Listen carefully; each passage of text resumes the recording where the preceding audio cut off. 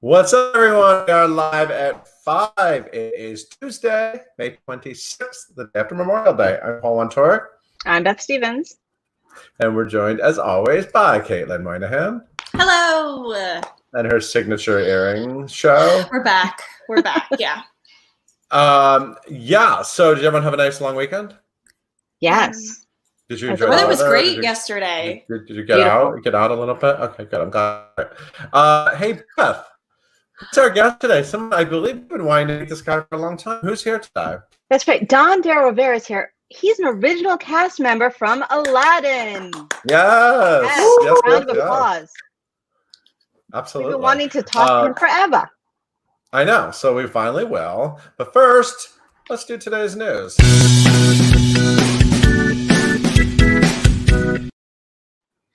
Guys, we got some award show updates. It's kind of fun to talk about awards, right? Yeah. That's right. 'Tis the season for awards, whether you're at home or not. And the Obie Awards have adapted we already told you, we announced before that they are going digital. And now we have some more details and a date. So they were originally, when they were in person, going to be on May 18th. And now they will be on June 4th at 8 o'clock Eastern time, through your screen, like everything else. They will be hosted by Cola Scola. That's who that picture is of. There you go. And you might know very fun. This guy's very funny. This guy's funny. You might know him from Difficult People or Mozart in the Jungle. Super funny, super great. Okay, we have some details. And I'm going to start with my favorite one. I'm going to have to read it to you because it's just amazing. Patti LuPone, my patron saint, is going to host before the show a pre-show sing-along with the Marie's Crisis. That's a bar downtown. The Marie's Crisis accompanists. And you can sign up to be a part of this. You can sing, basically, more or less, with Patti LuPone, as if you were at a piano bar with her, but not so. You know what I'm saying. I sing with Patti LuPone's Vita Tony performance all the time. Probably your car is like, you guys have a concert all the time. Okay, then there's some other things that we should talk about, which is that the original cast of members of the original cast of Merrily We Roll Along will get together with the Fiasco Theater Company, who did a revival, the off-Broadway revival. Oh, the original and the cast. Oh, they're joining together to do a special performance of Our Time, and you know how much we love that score, Paul. Oh my God! Also, Sheena Taub, who's coming up with what show, Paul? The Devil Wears Prada. I almost said Working Girl, but that's Cyndi Lauper. That's different. But they could be in the same theater. They could share a set. They both have fabulous hair.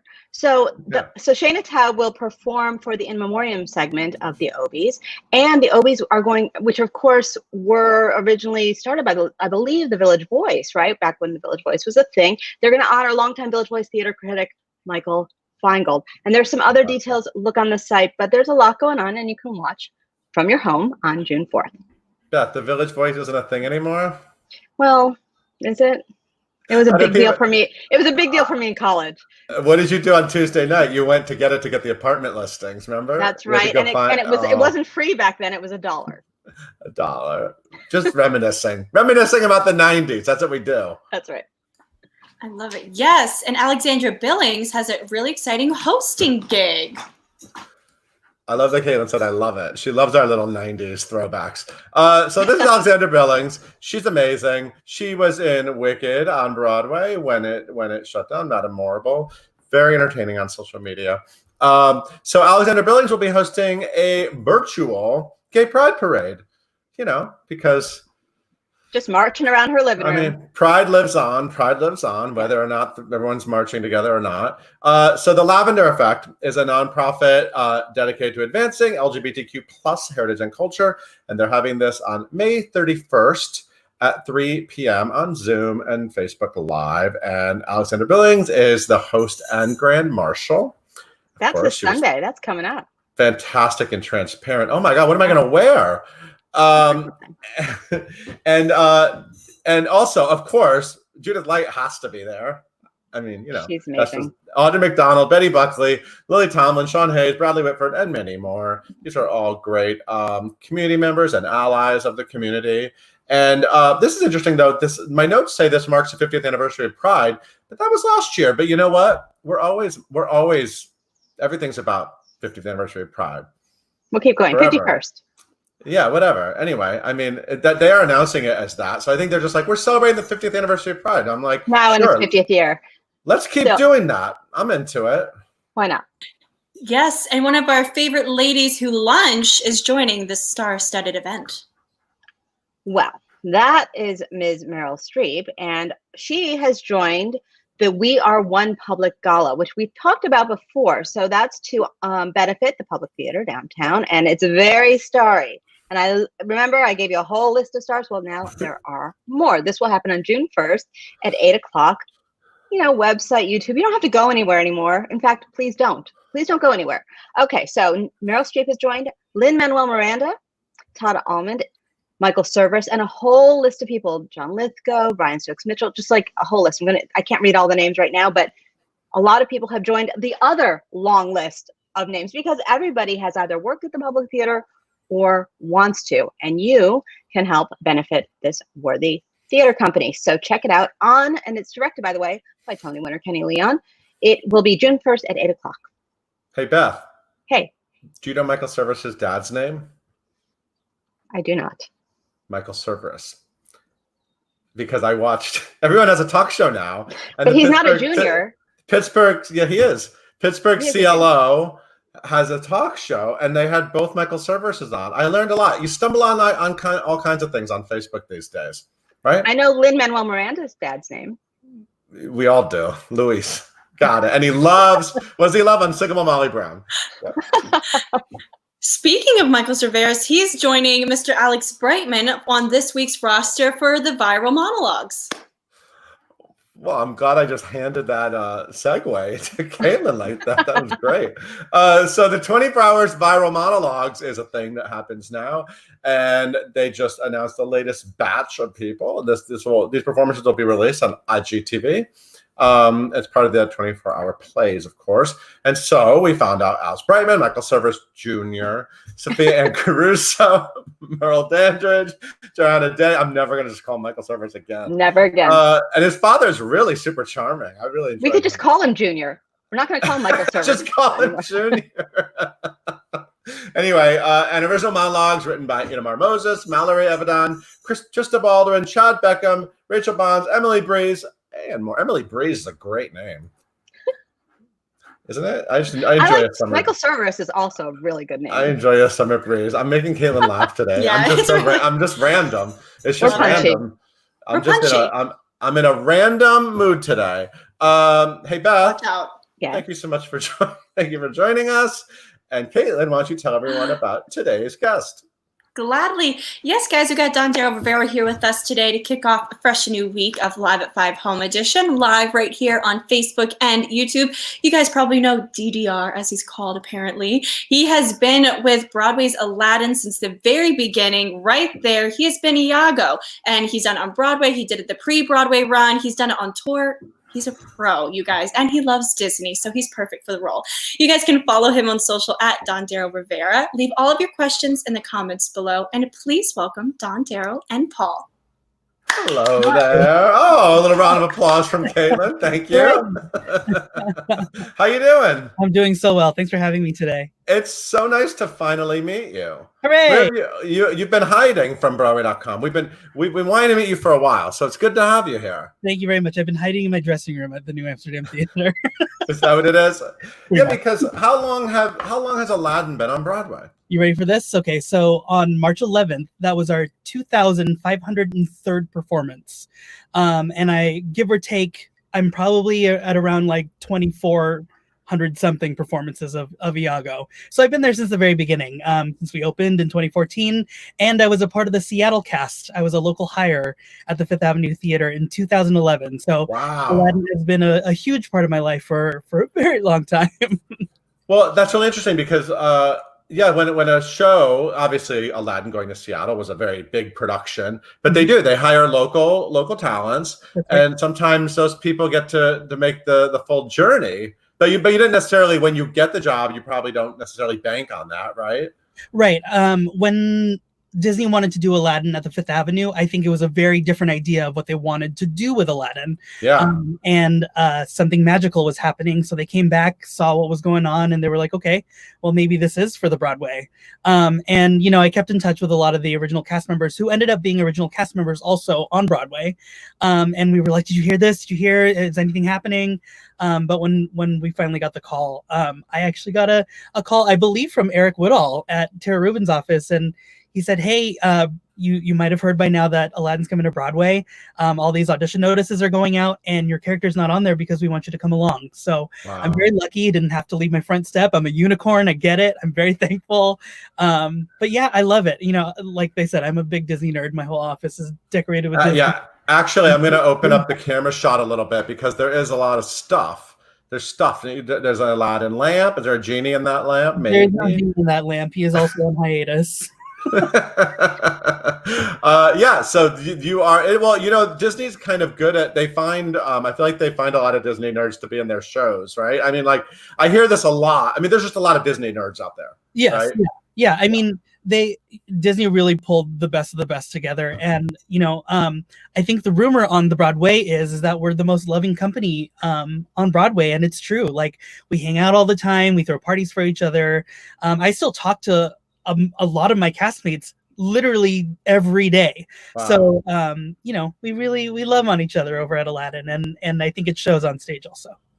I didn't know that rumor, but I'm into it. The rumor that Aladdin has a good group of people. It's a very whenever I get to go backstage, everyone seems lovely. So I'm glad that you're having a good time.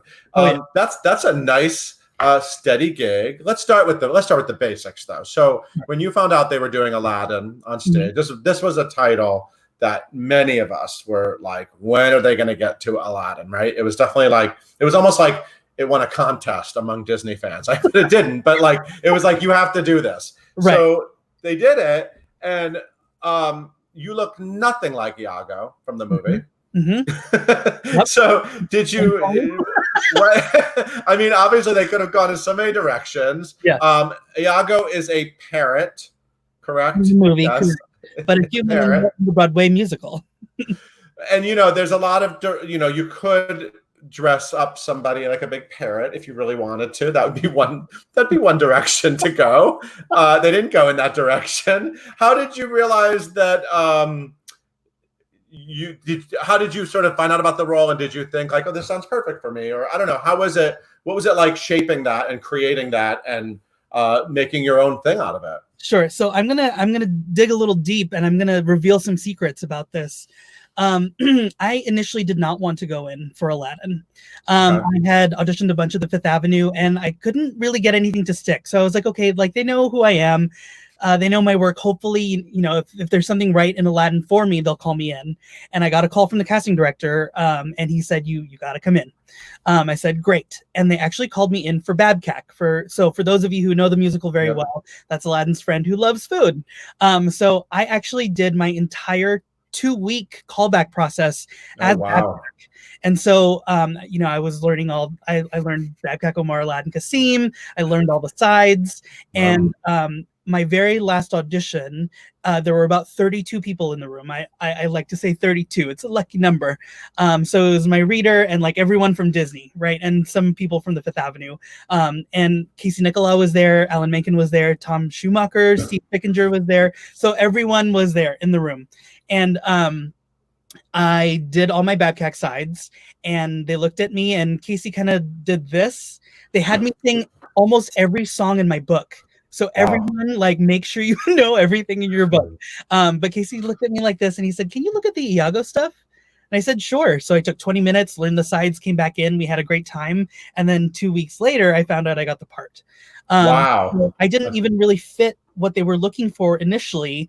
That's why they called me in for Babcock. So it was actually kind of luck. And I think Casey Nicholaw's vision and everyone kind of trusting me to do the Iago thing. And of course, with Jonathan Freeman, who's, you know, Jafar from the film, is one of the sweetest human beings I know. Yes.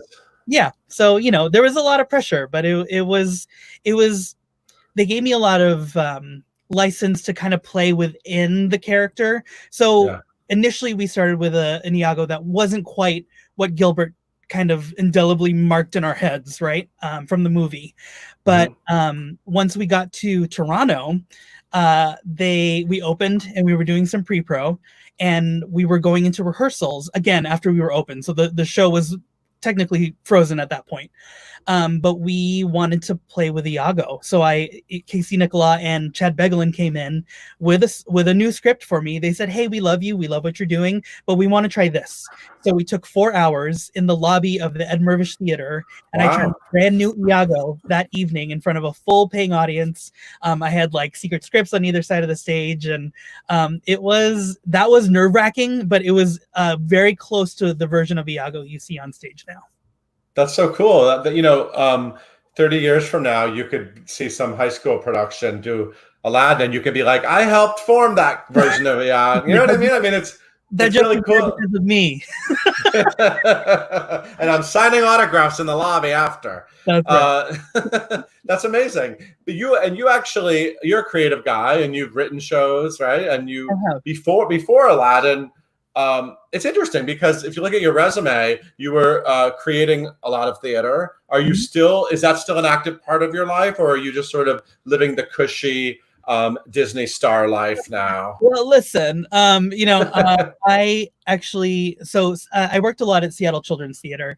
For those of you who don't know, Seattle Children's Theater is the second largest children's theater in the country, and it's one of the major hubs of TYA for theaters all over the world. So like Goodnight Moon, Harold and the Purple Crayon started there. A ton of stuff. And I ended up being kind of a theater practitioner there. So I started as an actor, but then I started doing puppetry, and then I became a puppet coach there. I consulted for a lot of the illusions that they did, and then I started writing shows for them. So I became kind of a really well-rounded theater artist at the Seattle Children's Theater. And, I owe them a lot of thanks for giving me opportunities that I don't think that I would have gotten in a normal setting. So, I have 2 plays under my belt that have been produced professionally. And what are those 2 plays again? So the first play is Harold and the Purple Crayon, which premiered in 2011, and then Adventures with Spot, based on the books by Eric Hill, in 2013. I wrote co-book and co-music for that, and I wrote the book for Harold. Amazing. And I have the stars of both of them as well. Do you I mean, Aladdin, what did you learn from children's theater? I mean, children's theater is such an interesting sort of place. I know a lot of actors who sort of started, like Theater Works USA and, things like that in New York. What is that, when you're playing for that audience, what do you learn about sort of then when you go to the Broadway and you're playing for such a diverse audience? Obviously there are kids in the audience, but there's all kinds of people in the audience of Aladdin. What did you really learn in that time at that theater? So the audiences at Seattle Children's Theater, I love to say this about those audiences. Kids are the most honest audience you will ever have in your entire life. Right. Literally a room full of kids. They will let you know if they do not like you. They will absolutely be on your side if you're the hero. I played the mouse in If You Give a Mouse a Cookie once. And there's a moment where, the whole kitchen is a mess, and the mouse is kind of feeling remorse. And he's like, maybe I should get up and help. And the kids were literally like, "No, sit down. Don't get up. Just like sit and don't do anything. You've already caused enough trouble." And, that was fun to have that kind of connection. And I think that's kind of the same at Aladdin. These audiences, what's really interesting about Disney shows is that they're so careful with how they put them on stage, right? These titles are so beloved and so ingrained in our memories that if it strays a little bit, or if there's something that's not quite right about it, they'll definitely let us know. But they're so honest, and they want to love it, and they want to love it, and they end up loving it. And I think that's just that's so cool about the Broadway, especially Aladdin. Yeah. You have a wife and a daughter, right? You have a family life. Yep. Eloise, your daughter's name's Eloise. Eloise, yes, she's 4. She's feeling all her feelings right now. She's loving that mommy and daddy are home. Mommy was one of the stage managers at Beetlejuice, so we're a Broadway family. That's so cool. Eloise is happy that we're home. You're a showbiz family. That's right. And has she read Eloise at the Plaza? Is that still a thing for kids? Yes, Do that's you have right. that like on her wall or anything? We have Eloise, and we have the record of Eloise at the Plaza on also. We have Eloise at Christmas time, Eloise in Paris, which we got to go to Paris last summer. So that was, that was fun. Was that one of those had Gavin Creel in it, didn't it? Am I making that up? One of those movies? Oh, you're correct. Yes, we haven't seen the movie. Right. Okay, I remember. Yeah, I remember when Gavin Creel did that. It was like Friends with Billy Modern Millie. So do you have? What are your like? It's interesting when you're in a nice steady job like you are. Do you have a lot of like Broadway goals and Broadway dream roles, or like do you? What would you like to see your career sort of going from here? If I played every sidekick in the entire musical theater canon, I would be very happy. I've played Sancho Panza a couple times. That's cool. Avenue, and I loved doing that. I actually have a really secret dream role right now, and it's not that it's weird, but it's I think a strange choice for me. I would love to play Bloody Mary in South Pacific, like not as a joke, like a man playing a woman, but definitely like as like a Hulk of a woman, singing the crap out of Bally High. Like I would love to do that. Of course I don't want to take roles away from women, but it's kind of a dream of mine to play the opposite gender but not like play at it, but actually be it. You know what I mean? That's fine. You can have that role as long as Lieutenant Cable's a woman. Yes, sure. Just mix it all up. Yeah, right. Let's do it. That's cool. Bloody Mary. That's a good show. I was actually just reading about that show. It won the Pulitzer. That's like one of the musicals. South Pacific is one of the musicals that won a Pulitzer Prize. Yeah, nice. that is one of those shows. So what's been your main tip for getting through these last few months, and what sort of advice do you give to people to sort of get through all this? It's hard. We tend to worry a lot, right? Yeah. And a lot of this is kind of out of our control. So what I've been telling myself, at least, is not to worry about the things that are out of your control, and to like focus on the things that you're in control of. So we live in a house in New Jersey. We just bought a house last year, actually, a year ago this week. So we've been really focusing on making our living space really beautiful and making the outside beautiful, and kind of bringing beauty that we necessarily didn't have the time for before to our lives now. And it's really kind of lifted our spirits. So, focus on the things that you can control, and be creative. Like my wife and I were avid crafters. I don't know if you know about the Broadway craft fair that happens every year at the New Amsterdam Theater. All these workers on Broadway, we come together for 2 hours and we sell our wares in the lower lobby of the New Amsterdam Theater. So, my wife and I have been crafting a lot as well, with our daughter even. We're in the process of making paper mache piggy banks. Making beautiful things in our life really has been helping keep our spirits up. I'll be looking for those on Etsy. I'm gonna bring Caitlin Moynihan in. Yeah. What kind of questions do the fans have? We got a lot of questions. So first thing, a lot of people, especially MK on YouTube, says, Aladdin was my first Broadway show, and Iago's my favorite character. This man is an icon. Oh, goodness. So, and then Jenny wants to know, what's it like for Aladdin to be a lot of people's like first Broadway experiences? What is that like for you? I like to tell myself that every audience deserves an opening night performance, because you have no idea who's out there in the audience. You might have someone who traveled halfway around the world who doesn't speak English but wanted to see Aladdin because they know that movie and they love that movie. You might have someone who saved up for an entire year to buy one ticket, and they could only afford one ticket and they're there. So I like to give an opening night performance to every audience that I have, because they deserve it.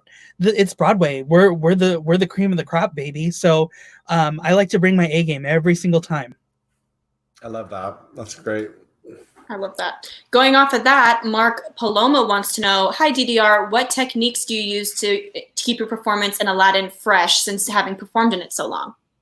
So it becomes kind of a scientific thing, and maybe this is a little strange to say.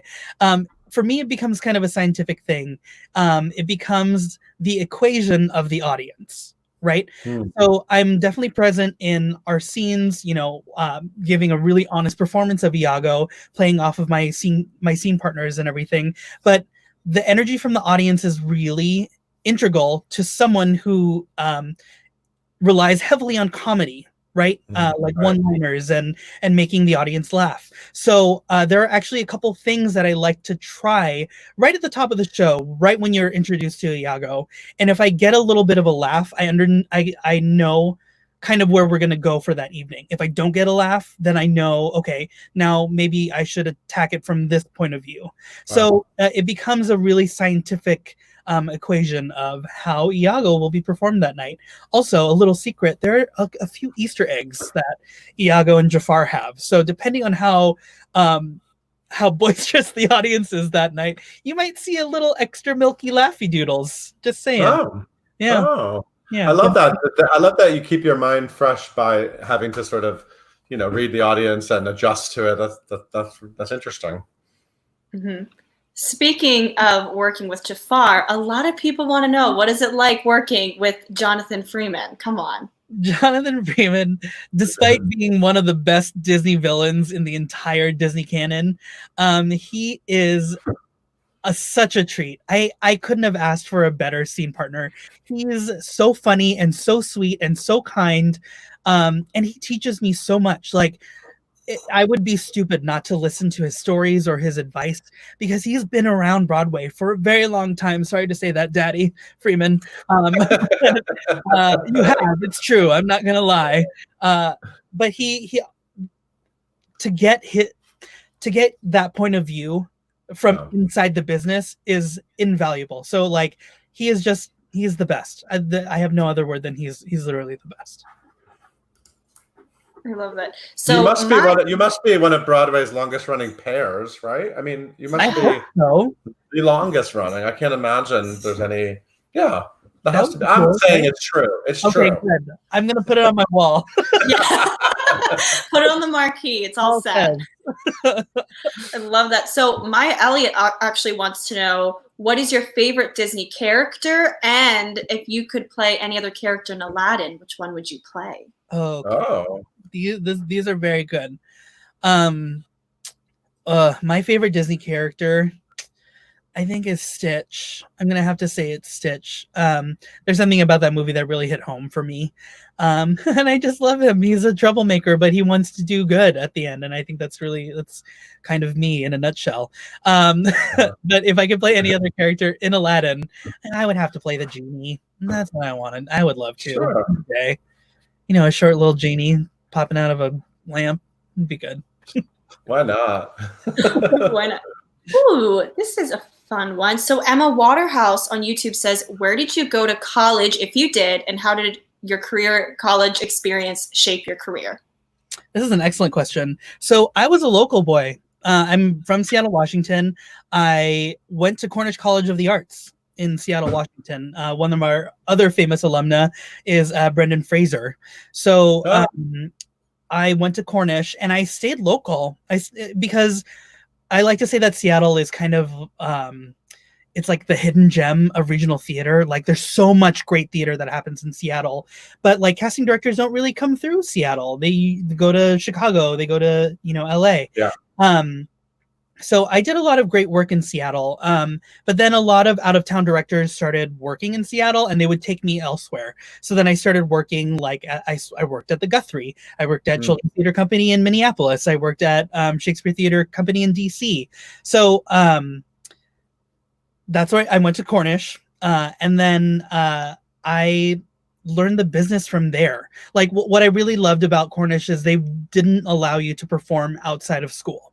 Even summer stock, over the summer, you couldn't perform until you graduated.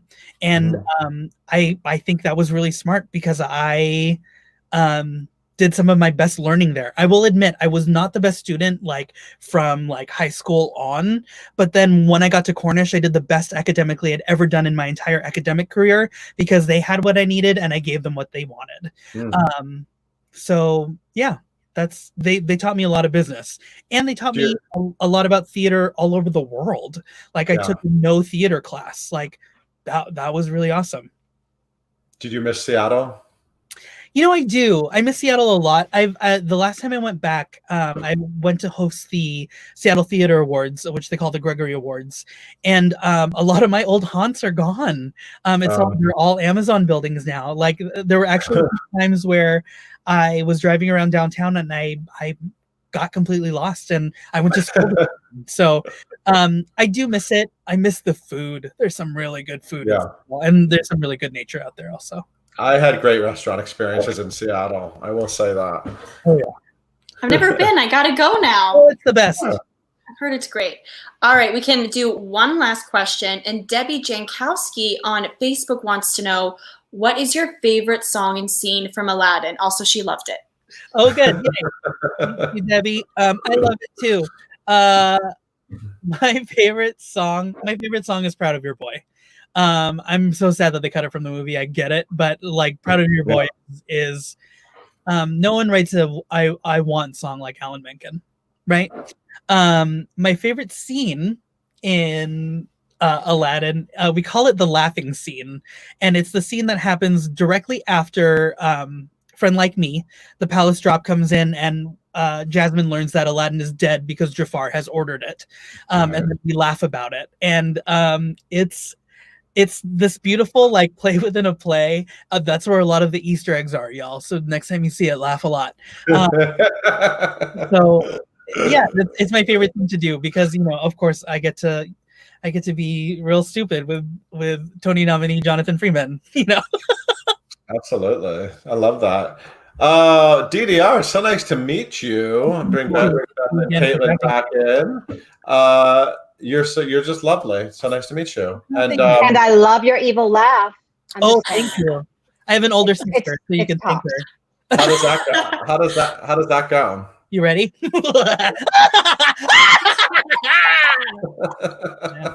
Cream of the crop. I didn't warm up, but it's okay. I don't have to go on tonight. It's fine. That was epic. Thank you so much for joining us. I hope the rest of your time with your family is fantastic, and I can't wait to see your house looks like by the end of all of this. Follow me on IG, and you'll see it. Awesome. We'll be sure to do that. Hey, Caitlin, why don't you take us out? Thank you guys so much for tuning in for another fun episode of Live at 5 Home Edition live right here on Facebook and YouTube. You can follow along where we get your podcast by searching for hashtag Live at 5 and hitting that subscribe button. Be sure to tune in next time we talk to Miss Carmen Cusack all about flying over sunset.